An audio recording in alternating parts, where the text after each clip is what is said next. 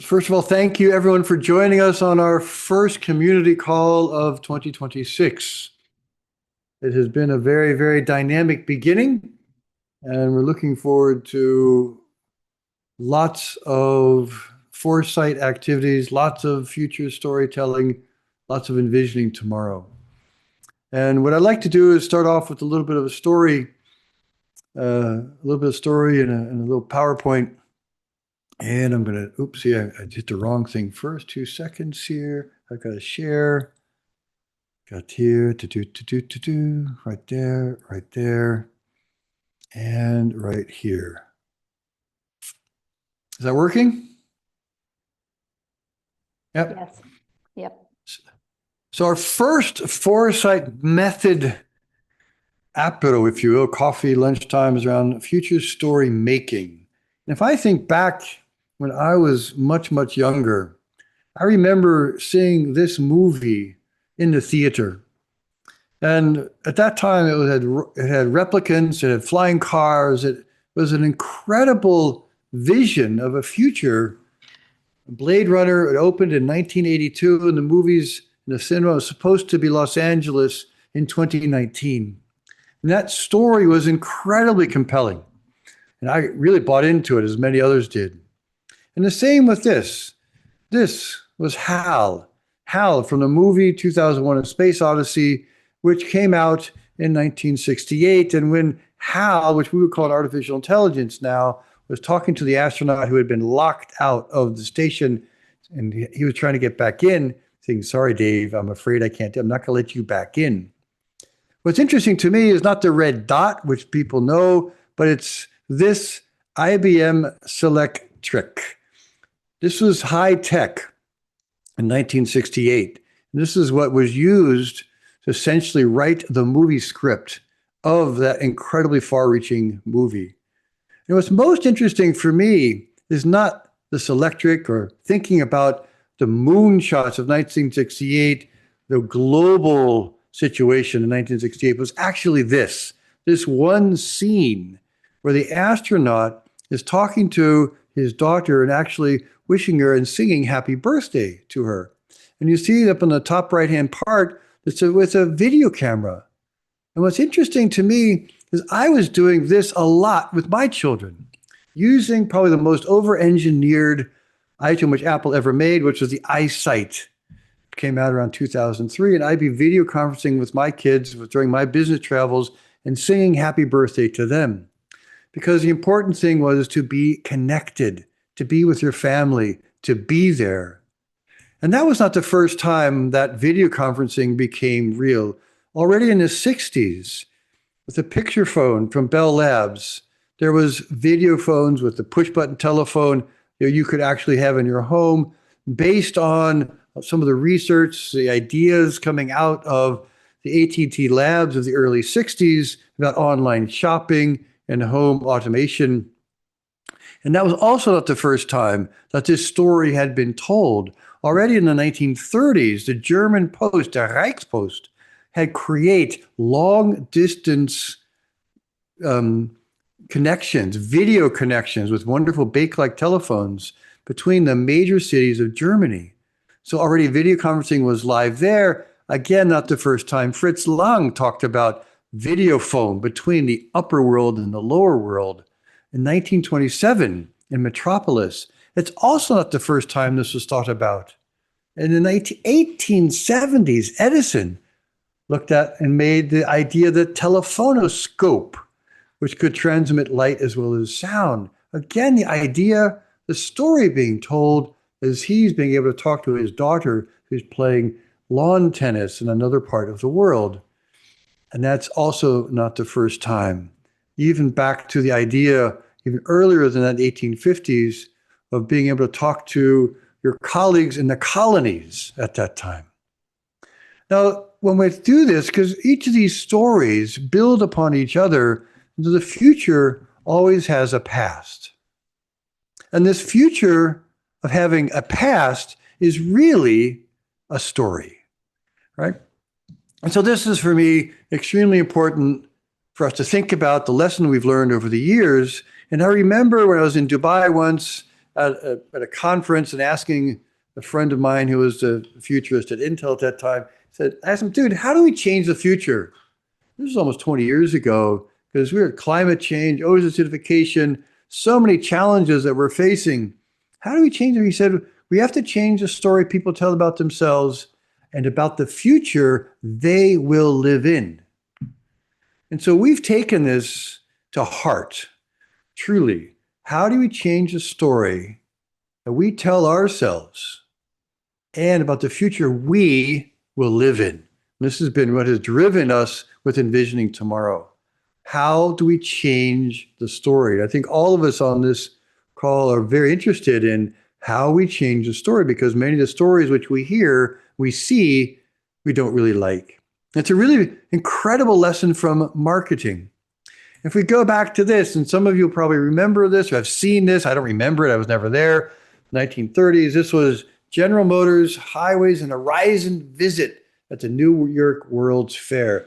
And it had lines of people waiting to get into it. This is called Futurama 1. There's another one called Futurama 2. And then here it was designed by the American designer Norman Bell Geddes, and it presented a picture of the city of the future, the city of tomorrow, based on General Motors and the automobile. Because at that time, most Americans did not have an automobile. Fairly few people did. But Bell Geddes, worth looking at as a designer, he said, I've seen the future, and this is it. He put people on a little, like a sushi thing. You ran around it and you looked down at the future of the American city with the central hub, with the all high-rise buildings, with 15, 16, 17, 18 lanes of traffic. And the amazing thing that GM had this vision for the car-dependent urban life, which they went around the entire nation selling. They went place to place to place, selling their vision. Come on, there we go. Of this, they would let people sit in these cars, get excited about them, these turbocharged cars. They made buses going around marketing the idea, changing the idea of the story we were going to tell. And very soon, this reality became built.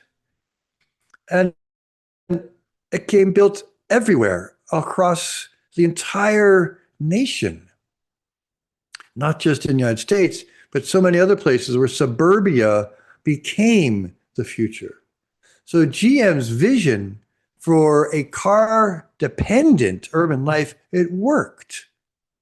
They created a story which is so compelling that citizens made it happen.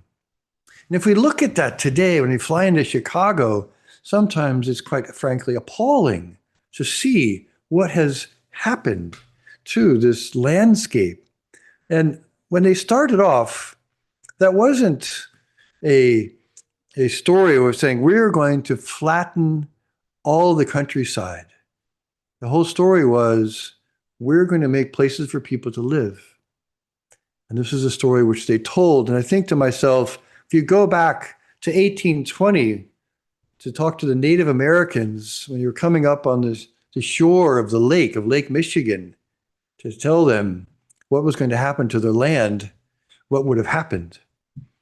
Because that was a different story.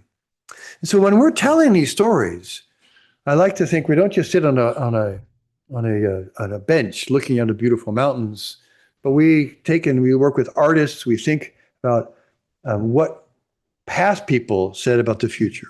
For example, many of you have seen these images. Both the German and the French artists around the turn of the last century were asked to create their visions of life 100 years from now. And here is a chicken factory, and you think, well, that was a story. We got that one. We made that story happen. Well done.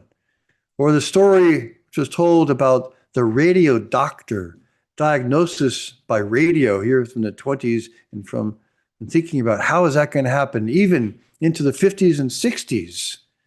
continue? How do we make this sort of distance medicine become real? And here, the atomic knife, don't quite have that. But I had a hernia operation last year with this machine, the Da Vinci, in which a doctor, I don't think ever touched me. It was all just with utensils the entire time. Or perhaps this vision for play, for croquet under the ground, a little bit harder to find, but evidently this is a thing, which is sort of amusing to me. Or this one with push button education. You go into any university today, and this is more or less what you see. And I love the student on the bottom right looking at the picture of probably their kid or at their home baby monitor.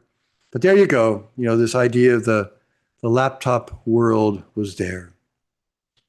So the bottom line, the story we tell ourselves matter, especially the choices which we're going to make. And so when I think about the future, when we think about the future, Janella and the Year 2040 community, very often we take this to heart and we believe very strongly in many different statements. And you might have other ones which you might believe in, but something that we really like is we don't want to be cultivating our planet for fish, or cultivating it just for forests, or cultivating it for gas and oil, or cultivating our planet for gold, extracting. We want to really think about how we stop running nonstop. How do we pause? How do we truly think about stopping and thinking about doing things differently? The story, telling a different story.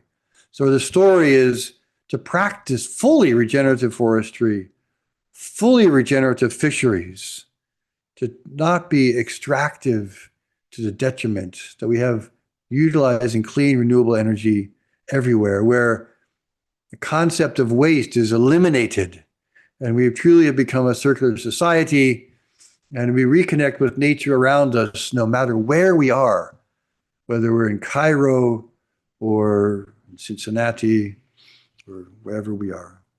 And we build community, as this is the only way we will change and progress. And this is what's so important. As we see this increasing chaos around us, our community becomes more and more critical to work together, to be together, so we can collaborate deeply, to listen, understand, and act. So these we believe in very strongly. There are many Foresight tools. This is called the Foresight Diamond. We see these, and we could do lots of different things, but we're going to do a very specific one right now, which has to do a little bit with, it's kind of an essay, a bit of role playing, a little brainstorming. It's kind of a workshop online. It's sort of, we're putting a whole bunch of these into one, and it's quite fun. And so we did this at WEF, the Climate Hub last year, and it was super fun. And we're going to try it again with you now. And so, without any further ado, Janelle, it's over to you. Well, thanks, Chris.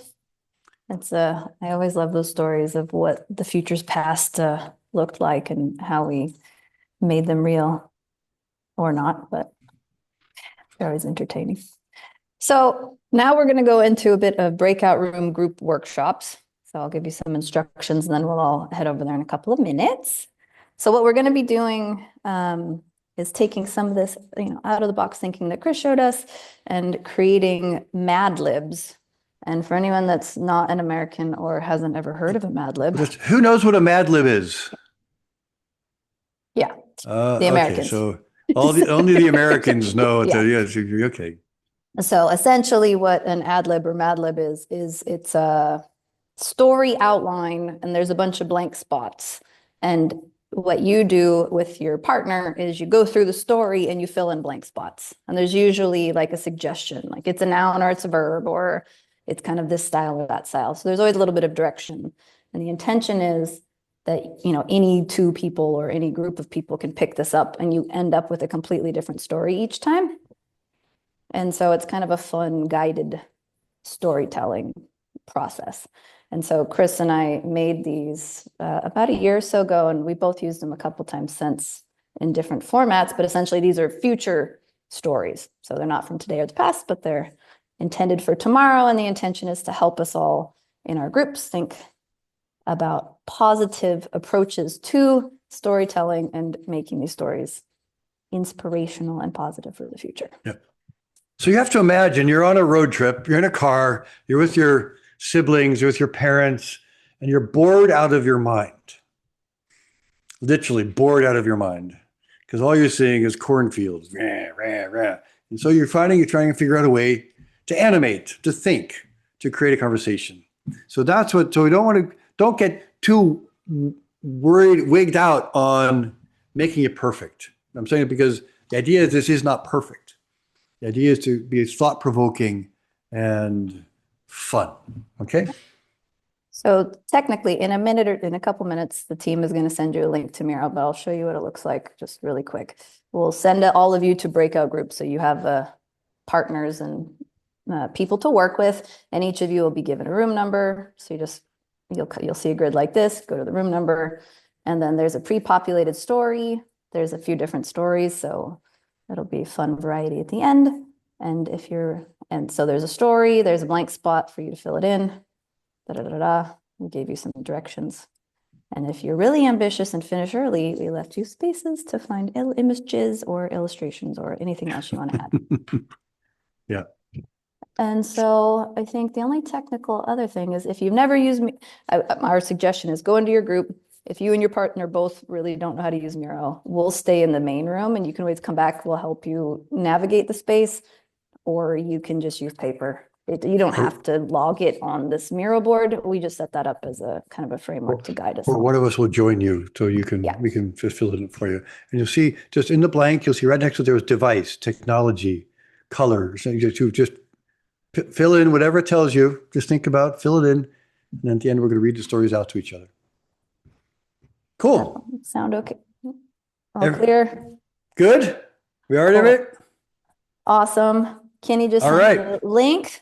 So if you head on over, we'll be over there too. A lot of fun. Yeah. And perfect. Yeah. Yeah, and very interesting because sometimes you don't see on the real ones, the books, you don't see what the story is. It just says color, adverb, and then you read it out and you laugh because they're so stupid. But these, we wanted it so it's a bit more meaningful for us all to see what's the context of this story. So who would like to share one? Just because we can go and just read it and you have to read it out loud. So we don't have that much time. So group number 27. No, I don't know. Who has a beautiful reading voice? Come on. Oh, it was Mary. Mary was very good. She has a lovely voice. Okay, Mary. What group are you? We were number 12. Group number 12. Should I read it out? Yes, read it out. Let's just kind of listen. Just listen to listen to her story.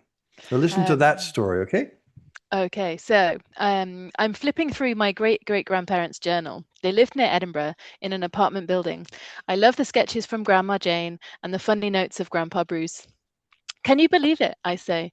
They lived in the suburbs, but they were far ahead of their time. At the end of the 2020s, when solar panels couldn't be delivered due to global shortages of critical minerals, they decided to take action. They began teaching people how to build micro wind turbines.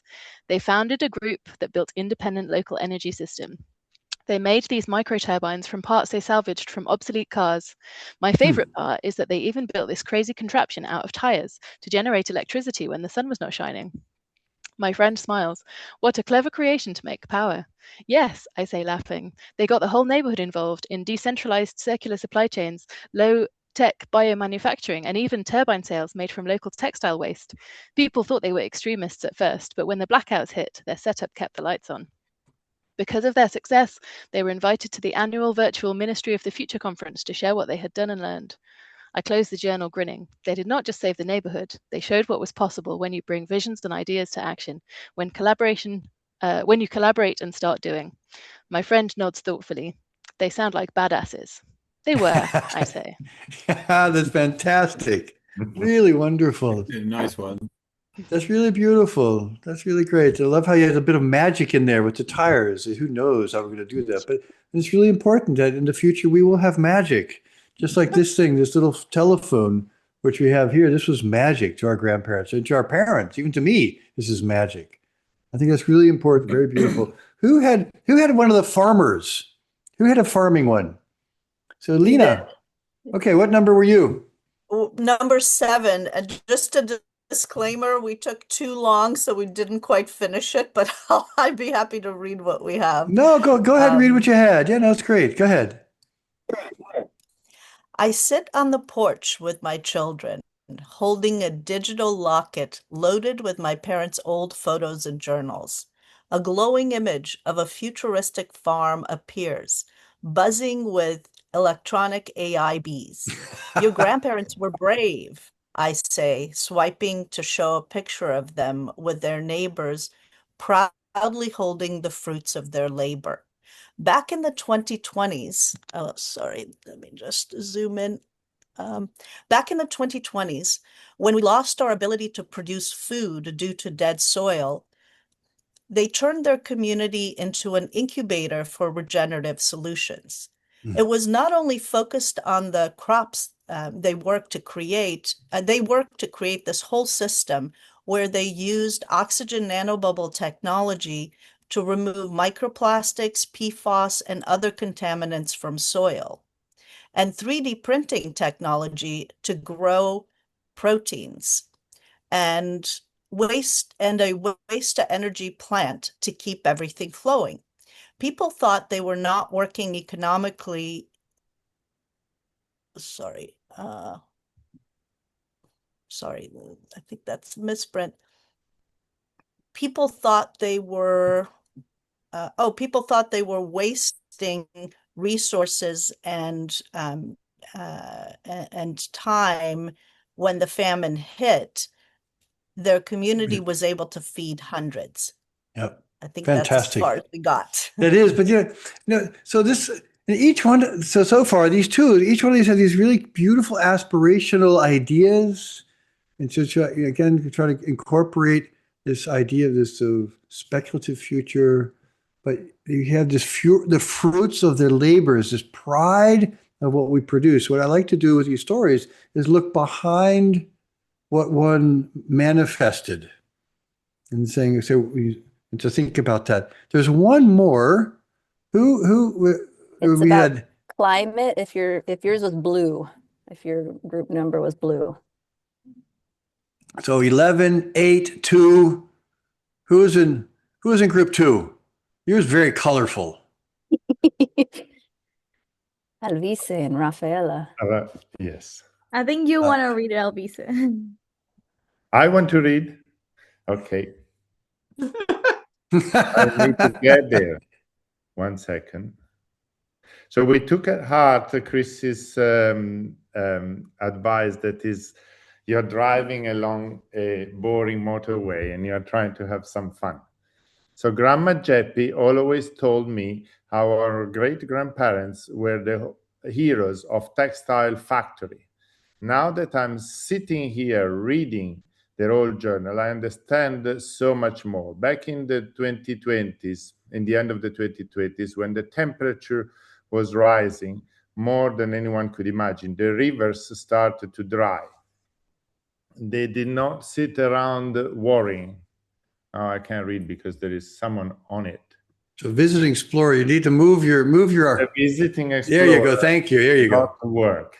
They founded a group which taught everyone in the village how to adapt and be resilient. It was not easy. After 13 months, even the most skeptical joined in.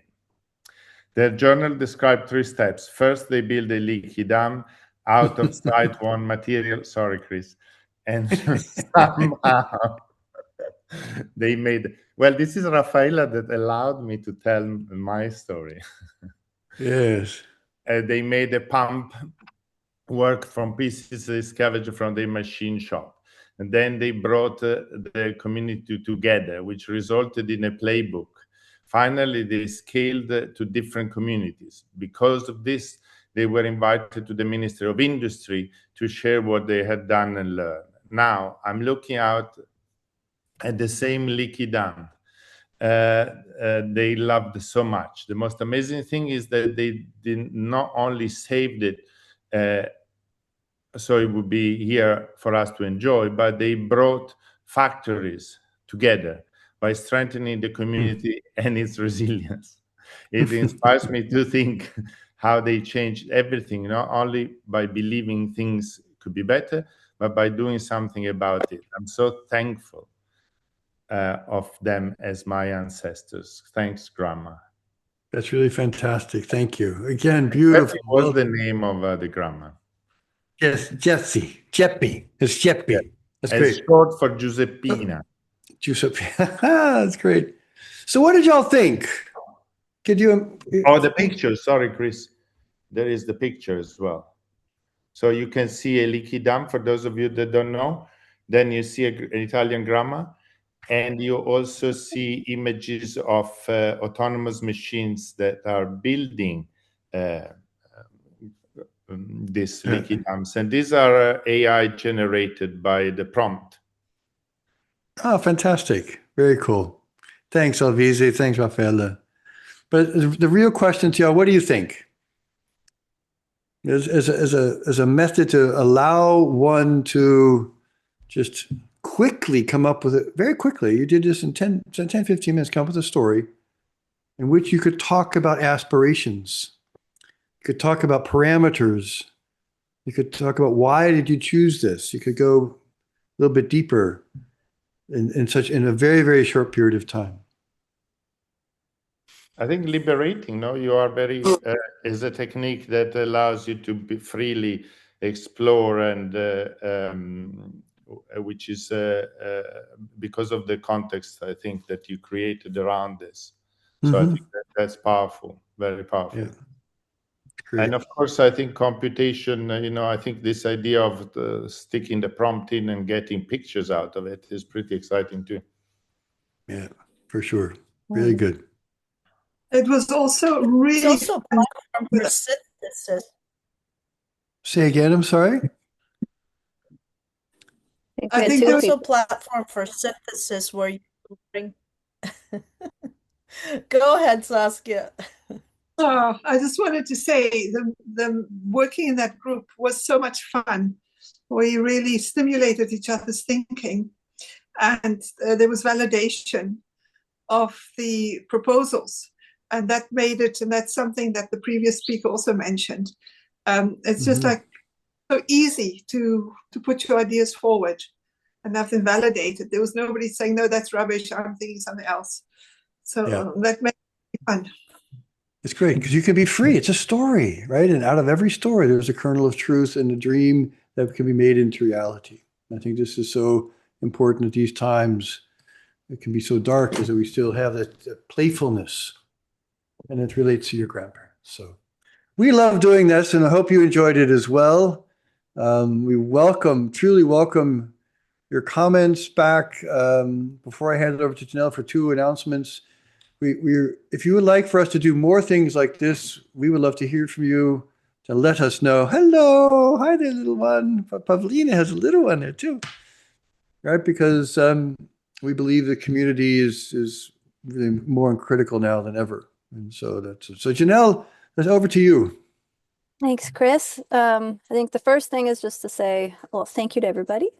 We are going to stay on after the call, so if any of you have time or want to chat or anything, please feel free to stay, but we want to make sure we end on time for those of you that have to leave.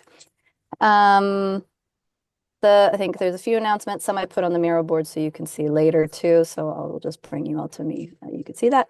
One, if you enjoyed this is a free download. You can go to the website and download it. There's a link in the screen. You can see it right now, or we could put it in the chat. If you want to stay connected, you can follow us on LinkedIn, WhatsApp, or the newsletter. We announce these sorts of monthly calls in all of those channels. We have our next community call on the 10th of February. And I believe the focus is going to be kind of a WEF recap. So quite a few people from the Your 2040 community go to WEF. So we bring them in to share like what they saw, experienced, heard, etc.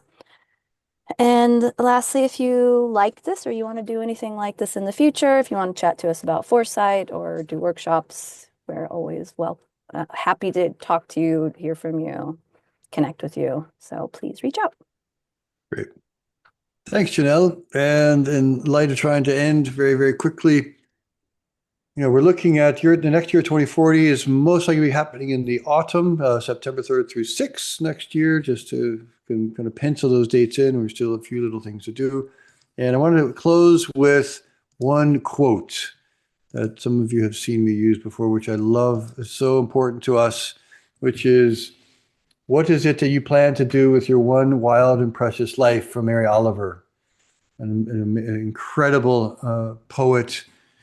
And so she's looking at this little tiny grasshopper in her hand, wondering, asking herself this question: what is it that you are planning to do with your incredible and precious life? And for me, it's the same question we ask each of ourselves: what is it that we do with our one wild and wonderful life? And so this is, in closing, thank you for choosing to be with us and for joining us today. I really, truly, deeply appreciate it, and appreciate your presence and continued support as we go forward and trying to make the future the best it can be for the next generations.